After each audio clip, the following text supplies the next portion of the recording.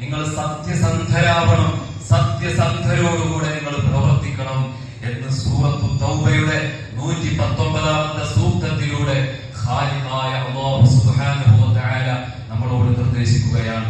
അപ്പൊ നമ്മൾ സംസാരം ആരംഭിച്ചാൽ സത്യം പറയണം. ബിസിനസ്സിൽ എത്ര പരാജയം സംഭവിച്ചാലും നഷ്ടം സംഭവിച്ചാലും ആര് നമ്മളെ പരിഹസിച്ചാലും വിമർശിച്ചാലും എന്ത് ഫിത്ന ഫസാദ് സംഭവിച്ചാലും സത്യം പറയണം.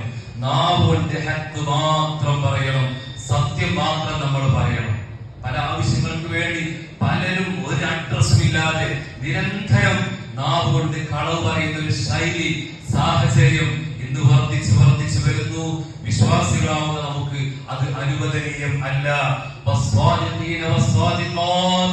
സത്യം പറയുന്ന ധാരാളം പുരുഷന്മാരും സ്ത്രീകളും അല്ലാഹു